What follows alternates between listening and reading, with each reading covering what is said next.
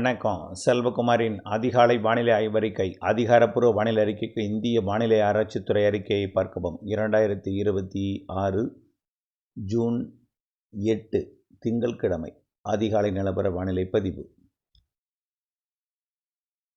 இன்றைய அறிக்கையில் வானிலை அமைப்பு: நேற்று மழை எங்கே, இன்றைக்கு மழை பொழிவு எங்கே, வரக்கூடிய நாட்கள் எப்படி, இந்த பருவம் எப்படி, வடகிழக்கு பருவமழை எப்படி, அடுத்த ஆண்டு 80% வாய்ப்பு என்று அறிவிக்கப்பட்டிருக்கக்கூடிய சூப்பர் எல்னினோ எப்படி. சூப்பர் எல்னினோங்கிறது 80% வாய்ப்பு, ஆனால் எல்னினோ அடுத்த வருடம் இருக்கும்.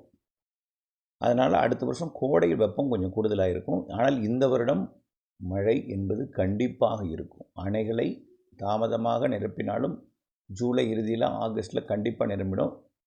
செப்டம்பரிலிருந்து ஜனவரி வரைக்கும் நிறைய மழை இருக்குது. தென்மேற்கு பருவமழை இறுதி கட்டத்தில் தீவிரம். வடகிழக்கு பருவமழை நிறைய மழை, சேமிக்கும் அளவு மழை, உபரி நீர் திறக்கும் அளவிற்கு மழை, நிறைய மழை எல்லா மாவட்டங்களுக்கும்.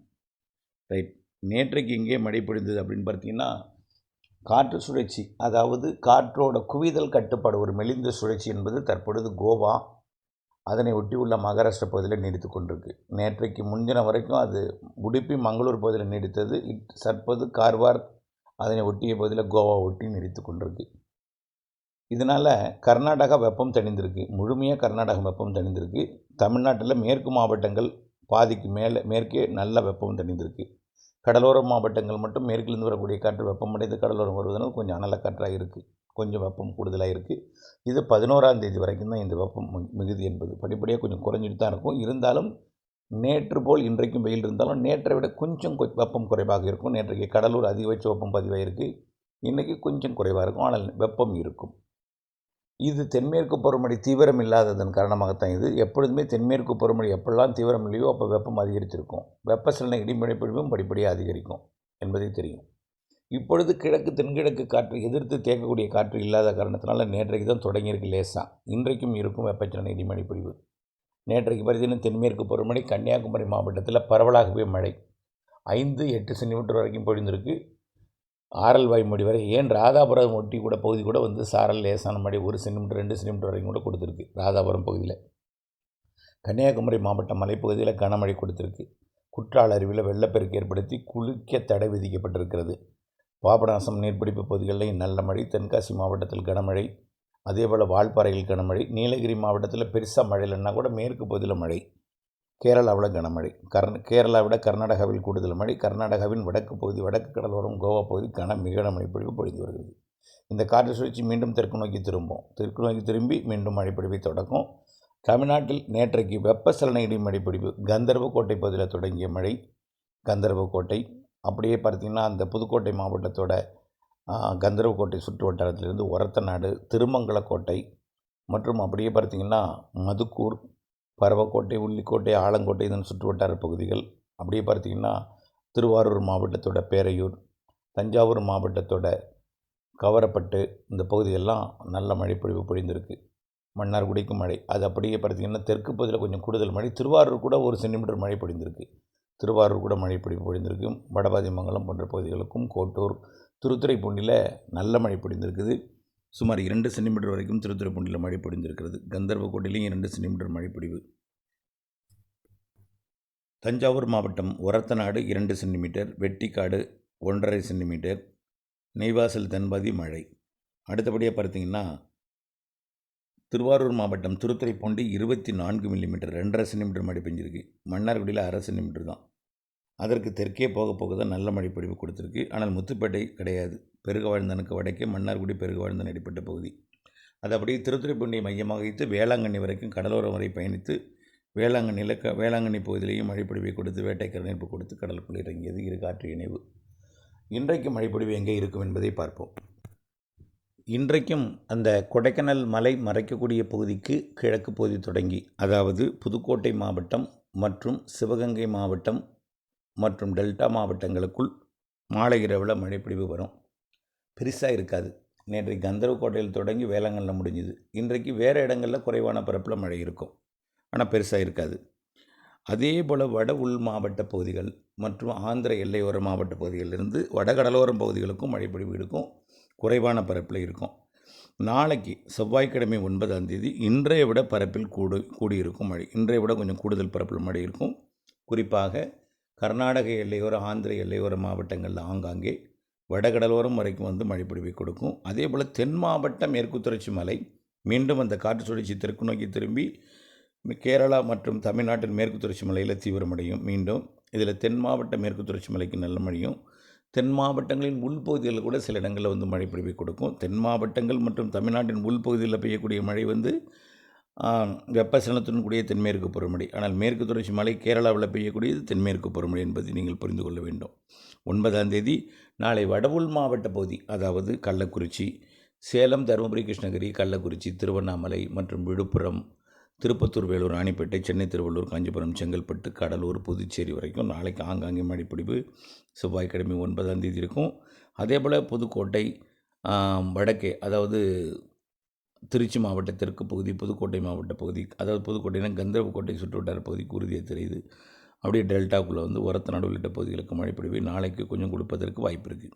புதன்கிழமை 10ஆம் தேதியை பொறுத்த வரைக்கும் கண்டிப்பாக ஆந்திர, கர்நாடக எல்லையோர மாவட்டங்களுக்கு கனமழை இருக்குது. கர்நாடக எல்லையோரத்தை விட ஆந்திர எல்லையோரம் திருப்பத்தூர், வேலூர், ராணிப்பேட்டை, திருவள்ளூர் மற்றும் திருவண்ணாமலை வடக்கு பகுதி இதெல்லாம் கொஞ்சம் கனமழையே தெரியுது. அதே போல் காஞ்சிபுரம், சென்னை, திருவள்ளூர், செங்கல்பட்டு மாவட்டத்திற்கும் நாளைக்கே சற்று கனமழை தெரிகிறது. புதன்கிழமை 11ஆம் தேதி உள்ளேயும் வட உள்பகுதிகளில் ஆங்காங்கே மழைப்பொழிவை கொடுக்கும். 11ஆம் தேதியிலிருந்து டெல்டாவிற்கு மழைப்பொழிவு கிடைக்கும். டெல்டாவிற்கும் கிடைக்கும். மேற்கு தொடர்ச்சி மலைப்பகுதிகளில் ஈரோடு, திருப்பூர், கோயம்புத்தூர் மாவட்டத்தில் பாலக்காட்டு கணவாய்க்கும் வடக்கையும், கணவாயோட மையப்பகுதிக்கு வடக்கையும் தெற்கையும் வந்து நெருங்கி வந்து கொடுக்கும். மேட்டுப்பாளையம், அன்னூர் போன்ற பகுதிகளுக்கெல்லாம் 11ஆம் தேதி மழை வாய்ப்பே தெரியுது. நீலகிரி, ஈரோடு, கரூர் மாவட்டத்தின் வடக்கு பகுதி கொஞ்சம் உறுதியாக, நாமக்கல், சேலம், கிருஷ்ணகிரி, அதே போல் திண்டுக்கல் மாவட்டம், கொடைக்கானல் மலைப்பகுதி, திருப்பூர் மாவட்டத்தோட தெற்கு பகுதி, அப்புறம் பார்த்திங்கன்னா தேனி, மதுரை மாவட்டத்தோட ஆங்காங்கே, அப்படியே விருதுநகர் மாவட்ட மேற்கு பகுதி, ஸ்ரீவில்லிபுத்தூர் உள்ளிட்ட பகுதிகள் மற்றும் தென்காசி, திருநெல்வேலி மாவட்ட பகுதி, கன்னியாகுமரி மாவட்ட பகுதி, தென் மாவட்டங்களின் உள்ளேயும் 11ஆம் தேதி மழைப்பொழிவு கிடைக்க வாய்ப்பு இருக்குது. வடகடலோரமும் வாய்ப்பு இருக்குது. ஆங்காங்கே டெல்டாவுக்குள்ளேயும் வரும் மழை. டெல்டாவிற்கு 11ஆம் தேதி கனமழை தெரியுது. உள் டெல்டாவில் உறுதியாக தெரியுது. வேதாரண்யம் உள்ளிட்ட கடலோர பகுதி வரைக்கும் எட்டி பிடிப்பதற்கு வாய்ப்பு இருக்குது. 11ஆம் தேதி எதிர்பார்க்கலாம். கிருஷ்ணகிரி, தருமபுரி, சேலம், நாமக்கல், ஈரோடெல்லாம் 11ஆம் தேதி நல்ல மழைப்பொழிவு எதிர்பார்க்கலாங்க. 11ஆம் தேதி கொஞ்சம் கூடுதல் பரப்பில் நல்ல மழைப்பொழிவு எதிர்பார்க்கலாம். 11ஆம் தேதியிலிருந்து தான் படிப்படி அதிகரிக்கும்னு நாம் ஏற்கனவே சொல்லியிருக்கோம். ஓரளவுக்கு நம்பிக்கை வரக்கூடிய அளவில் வானிலையெல்லாம் மாறி குளிர்ந்த சீதோஷ நிலையாக மாறிவிடும். 11, 12, 13, 14 அப்படி எல்லா நாளுமே. 11ஆம் தேதிக்கு மேலே தமிழ்நாட்டில் வெப்பசலன இடிமழைப்பொழிவு பரவலாகிறது. தென்மேற்கு பருவமழையும் தொடர்ந்து கொண்டிருக்கும். சற்று தீவிரம் குறைவாக தென்மேற்கு பருவமழை இருக்கும். தமிழ்நாட்டில் வெப்பசலன மழை வலுத்திருக்கும். 16ஆம் தேதிக்கு மேலே தென்மேற்கு பருவமழை வலுக்கும். 18ஆம் தேதியிலிருந்து, அதாவது ஜூன் 18லிருந்து ஜூலை 5, 6 தேதி வரைக்கும் நல்ல வலுத்த தென்மேற்கு பருவமழை இருக்கும். ஒரு 10 நாள் இடைவெளி விட்டுட்டு மீண்டும் ஜூலை 15லிருந்து ஜூலை 15லிருந்து ஜூலை 20 வரைக்கும் 31ஆம் தேதி வரைக்கும் நல்ல வலுத்த மழை பின் அரை பகுதியில் இருக்கும்னு நம்ம ஏற்கனவே சொல்லியிருக்கோம். அதில் தான் அணைகளை நிரப்பும் மழைப்பொழிவெல்லாம் இருக்குது. ஜூலை பின் அரை பகுதி, ஏன் ஜூன் இறுதியிலேயே வந்து கர்நாடக அணைகளுக்கெல்லாம் தண்ணீரை கொடுக்கும். கேரளாவிற்கும் தண்ணீரை கொடுக்கும். நல்ல தண்ணி கொடுக்கும். நல்ல மழைப்பொழிவு நீர்வரத்தை கொடுக்கும். தமிழ்நாட்டு அணைகளுக்கும் மெல்ல ஏறுமுகத்துக்கு போகும். இந்த மாத இறுதியில் ஃபுல்லாக நிரம்புறது என்பது ஜூலை இறுதி. கர்நாடக அணை நிரம்புவது ஜூலை இறுதி. அதுக்கு முன்னாடி ஏறுமுகத்துக்கு போயிட்டே இருக்கும். கொஞ்சம் கொஞ்சமாக நிரம்புவது என்பது ஜூலை இறுதி. ஜூலை இறுதியில் அங்கேருந்து திறக்கப்படக்கூடிய தண்ணீர் ஆகஸ்ட் முதல் 2 வாரம் கொஞ்சம் வீக்காக இருக்கிறதுனால கொஞ்சம் தண்ணீர் வரத்து குறைவாக இருந்தாலும் நிரம்பி இருக்கும் கர்நாடக அணையெல்லாம். அதே போல் நம்ம அணைக்கும் நீர்வரத்து வரத் தொடங்கும். அங்கிருந்து உபரி நீர் வரத் தொடங்கும். தமிழ்நாட்டில் உள்ள மேட்டூர், பவானிசாகர், பரம்பிக்குளம், தென் மாவட்டத்தில் உள்ள அணைகள் எல்லாமே நிரம்புவதற்கு சாதகமான நேரம்னா ஆகஸ்ட் மாதம் இறுதி 15 நாள் நல்ல உபரி நீர் கிடைக்கும். நல்ல ஒரு நீர்வரத்து இருந்து ஆகஸ்ட் இறுதியில் கண்டிப்பாக மேட்டூர், பவானிசாகர், அமராவதி எல்லாமே நிரம்புவதற்கு வாய்ப்பு பிரகாசமாக இருக்குது. ஆகஸ்ட் இறுதியில் எப்பொழுதுமே ஆகஸ்ட்டில் நிரம்பியிருக்கு. நாம் கடந்த வருடம் மட்டும்தான் முன்கூட்டி நிரம்பிச்சு. இந்த வருஷமும் ஆகஸ்ட்டில் நிரம்புன்னு சொன்னோம். அணை நீர் குறைவாக இருக்கிற காரணத்தினால 30 நாட்களுக்கு 10,000 கனடி 11,500 கனடி திறக்கப்பட்டால் 35 நாட்களுக்கு தான் தண்ணீர் இருக்குது. 35 நாட்களுக்கு தண்ணீர் இருக்குது. 11,500க்கு மேலே திறந்தால் அது 25 நாளாக குறைஞ்சிடும். 35 என்பது 30 நாளாகவும், இன்னும் கூடுதல் திறந்தால் 25 நாளைக்கு தான் தண்ணி இருக்கும். நீர் மேலாண்மை பொறுத்து தான், எவ்வளோ திறக்கப்படுகிறதோ அதை பொறுத்து. ஆனால் இருப்பது 41 டிஎம்சி தான் இருக்குது. 41 டிஎம்சி என்பது 11,500 கனஅடி நாளொன்றுக்கு திறந்தால் 41 நாளைக்கு தான் தண்ணி இருக்குது. 41வது நாள் காலியாகிடும். அதே 15,000 கனஅடியாக திறந்தால் 38, 37 நாளைக்கு தான் இருக்கும். அதே 18,000 கனஅடி திறந்தால் 35 நாளைக்கு 30 நாளைக்கு தான் இருக்கும். 30 நாளைக்கு தான் இருக்கும். இன்னும் 20,000 கனஅடி திறந்தால் கண்டிப்பாக அது 20 நாள்லேயே முடிஞ்சிடும். ஆகவே திறப்பை பொறுத்து இருக்குது. ஆனால் 11,500 கனஅடி திறந்தால் 40 நாட்களுக்கு திறக்கக்கூடிய அளவிற்கு தண்ணி இருக்குது. கர்நாடக அணையில் பாதி 3இல் 1 பங்கும் 4இல் 1 பங்கு தான் தண்ணி அங்கே இருக்குது. அதனால் அது ஏறுமுகத்துக்கு சென்ற பிறகு நிரம்பிய பிறகு திறக்கிறதுக்கு வாய்ப்பு இருக்குது ஜூலை இறுதியிலிருந்து என்பதையும் தெரியப்படுத்த விரும்புகிறேன். தமிழ்நாட்டில் வெப்பசலன இடிமழைப்பு 11ஆம் தேதியிலிருந்து தீவிரமடைகிறது. இன்றைக்கும் நாளைக்கும், அதாவது இன்றைக்கு 9ஆம் தேதி 8ஆம் தேதி, நாளை 9, 10 தேதிகள்லையும் மழை இருக்கும். குறைவான பரப்பில் இருக்கும். 11லிருந்து பரவலாகிறது வெப்பசலன இடிமழைப்பிடிப்பு. 16ஆம் தேதி எல்லாம் தென் மாவட்டங்களுக்கும் பாலக்காட்டு கணவாய்க்கும் 16, 17 தேதிகளில் கிடைக்கும். 18 தேதியிலிருந்து தென்மேற்கு பருவமழை வலுப்பெறும், நன்றாக வலுப்பெறும். ஆகவே தொடர்ந்து வானிலை அப்டேட்ஸோடு இணைந்து வானிலையை அறிந்து திட்டமிட்ட வேளாண்மை அன்போடு கேட்டுக்கொள்கிறேன். அதேபோல் தென்மேற்கு பருவமழை செப்டம்பர், அக்டோபரில் பலத்த மழை இருக்கும். அக்டோபர் 18 தான் வடகிழக்கு பருவமழை தொடங்கும். இந்த செப்டம்பர் மாதம் ஒரு 30 நாள், அக்டோபரில் ஒரு 15 நாள், 45 நாள் தென்மேற்கு பருவமழை நன்றாக வலுத்து இருக்கும்.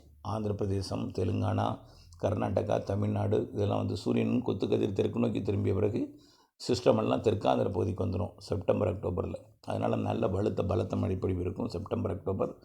அக்டோபர் 18 தொடங்கக்கூடிய வடகிழக்கு பருவமழை அபரிவிதமாக இருக்கும். கண்டிப்பாக சிறுநிகழ்வும் அதிக மழை தரும். ஏன்னா உயரழுத்தம் குளிர்விக்க, நீராவி காற்று அதிகம் குவிய நிறைய குளிர்விக்க மழைப்பொழிவு ஏற்படுத்தி கொண்டே இருக்கும். ஆக இந்த ஆண்டு வடகிழக்கு பருவமழை அக்டோபரில் இடைவெளி பெருசாக தெரில. இந்த வருஷம் வடகிழக்கு பருவமழையில் பெரிதாக இடைவெளி தெரில. மழை இருந்து கொண்டே இருக்கும். இந்த ஆண்டு தான் நம்முடைய சுற்றுப்புட்டாரம்லாம் பாசி பிடிக்கும் அளவிற்கு மழை இருந்து கொண்டே இருக்கும். அக்டோபர், நவம்பர், டிசம்பர், ஜனவரி வரைக்கும் ஒரு 4 மாத கால மழைப்பொழிவு வடகிழக்கு பருவமழையில் இருக்குது.